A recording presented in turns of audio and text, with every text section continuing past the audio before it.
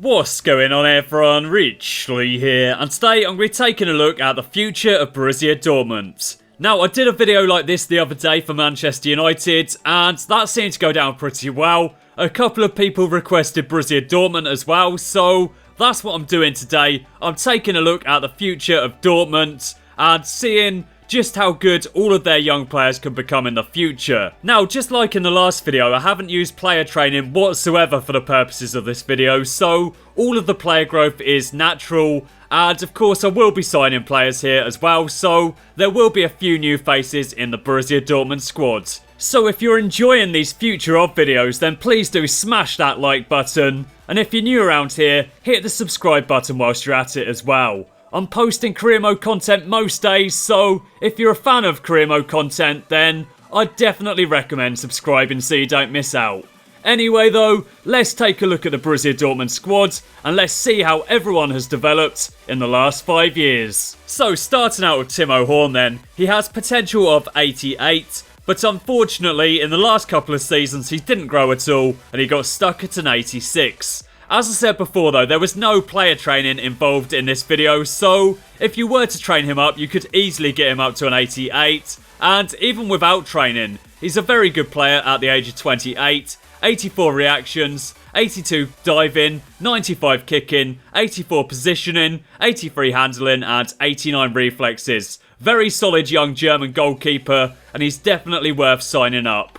Berkey has potential of 84, 84 rated at the age of 30, 92 reactions, and he's got some very good stats on him. Lukaku is a goalkeeper that we brought in this fifth and final season. He's pretty decent, 19 years old, German goalkeeper, brought him in from Manchester United for 5 million, 73 rated at the age of 19, and he should be a good player for the future. Ryman has 73 potential, but unfortunately, he only made it up to a 69. But just take a look at that kicking. 96, that is absolutely insane. Bondman didn't do too bad for kicking either. 89 kicking for him, 69 rated. Again, didn't reach his full potential. He had potential of 70, so not too far off, but not quite hitting it. Ginter has potential of 82, so he hit his full potential and was a very solid player. 6.8 average in the fifth and final season, and his stats are very solid. Stenzel has 75 potential but was only able to reach a 72, and Paslak, even though he has 84 potential, he starts out as a 67 rating, so it was always going to be quite difficult for him to reach his potential in 5 seasons without any training, but he did go up by plus 12, he's got some very solid stats on him, didn't play much for me this season, but still improving nicely, and he's up to a 79. Piszczek is on the decline, he's down to a 69 rating now. Bender held firm at an 83, he's 32 years old now. Bartra reached his full potential of 84, he's 30 years old and looks like a very solid player. Nicolas Sula has 87 potential, so didn't quite hit his peak, but does have some very solid stats on him. 95 strength, 90 stand tackling, 89 slide tackling, 88 marking, 83 heading accuracy, 82 reactions, and looks like an absolute monster. Socrates held firm at an 84, he's 33 years old now. Subotic held firm as well, kept his 78 rating at the age of 32. Patrick Fritsch has 76 potential, but he starts out as a 55 rating, so it was always going to be very difficult for him to hit his full potential. He wasn't going to go up by 21 ratings in 5 seasons without player training. He did go up by 12 though, he's got 90 jumping, and looks like a very solid player. Rafael Guerreiro hit his full potential of 82, and just look at all those green stats, absolutely phenomenal left back there. Eric Durm hit his full potential as well of 81, he's 29 years old now, and again looks like a decent left back. Park Joo-ho is down to a 67 rating now, he's on the decline, as is Schmelzer, he's down to a 74. Weigl went beyond his full potential though, he has 86 potential and he went up to an 87, which is absolutely insane, and some of his stats are just absolutely ridiculous. Roda reached his full potential of 82, and that's how he remains at the age of 30. Sahin is on the decline, he's down to a 79. Dembele didn't quite reach his full potential of 90, but he did go up by 12 ratings in 5 seasons, hit an 89, and just look at some of those stats. 92 acceleration, 95 sprint speed, 97 ball control, 99 dribbling, 93 finishing. He looks like such a good player, and he scored 19 goals in 46 appearances in the 5th season, which made him the top scorer in the entire squad.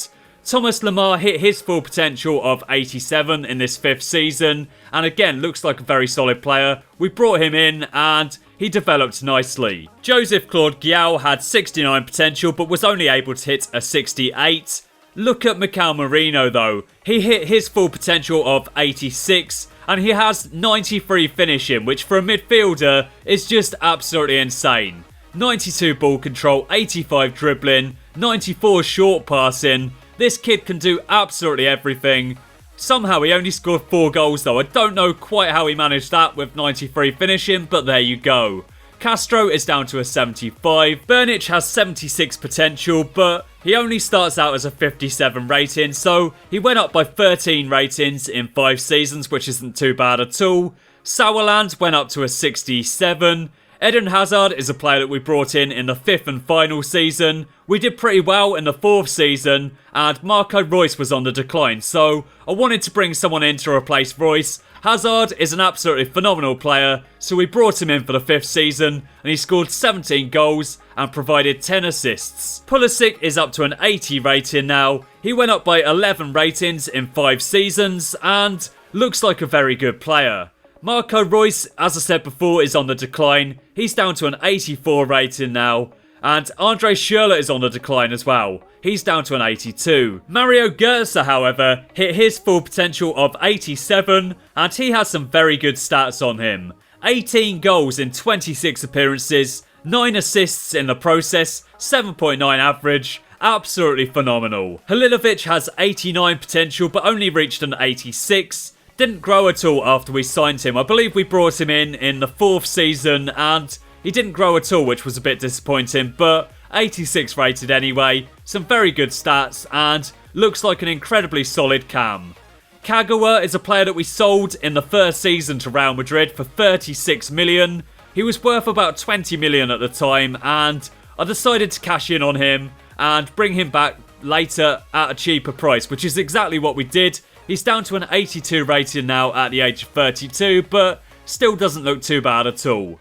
Lukaku has 90 potential, only hit an 89 though, and didn't really score many goals. 7 goals in 44 appearances, and I had a look at the stats in the 4th season as well, and he didn't score many goals in the 4th season either. In fact, none of the strikers seem to score many goals. It's the midfielders that contribute the most. I don't know why that is, but there you go. 7 goals for Lukaku in 44 appearances and a 6.9 average. Emre Mor is 80 rated at the age of 23. He does have 84 potential, but reaching an 80 rating, he went up by 16 ratings, and that was without any player training whatsoever, so very impressive stuff from him.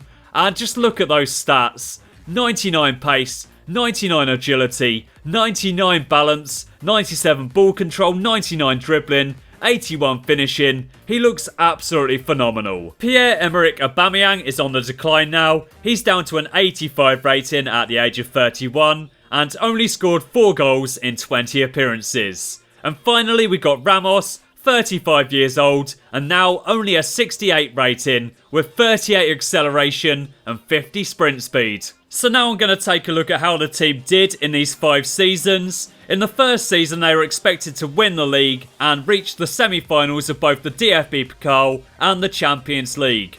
They came 2nd in the league in this 1st season, 4 points behind Bayern, and Marco Reus was the top goal scorer with 21 goals. Unfortunately, the team won absolutely nothing in the 1st season, but 2nd place wasn't too bad, and we brought in Isco for 35 million. And in the 2nd season, the board once again wanted them to win the Bundesliga, reach the quarterfinals of the DFB Pokal, and the final of the Champions League.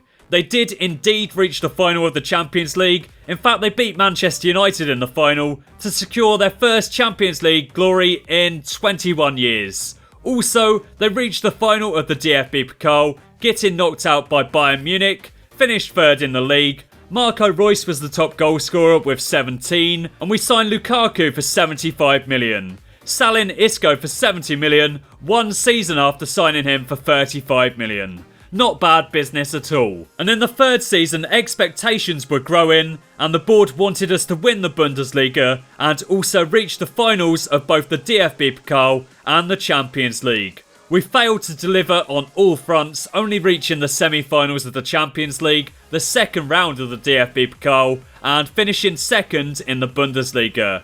This season though, Bayern Munich weren't the champions, it was Bayer Leverkusen. And they also beat us in the European Super Cup as well, so they obviously won the Europa League in the second season, and at this point, Bayer Leverkusen were developing into a very successful football team. Marco Reus was once again the top goal scorer with 17, but he began to decline at the age of 29, and that was very disappointing to see. And in the fourth season, we were massively successful. We won the treble, beating Bayer Leverkusen in every single competition. We beat them in the final of the Champions League, the final of the DFB Pokal, and they also came second in the Bundesliga, with Bayern Munich finishing fourth in this fourth season. We signed Halilovic for 40 million, and our top goal scorer was Dembele with 27. And after that supremely successful fourth season, the board wanted us to do it again, and once again win the treble.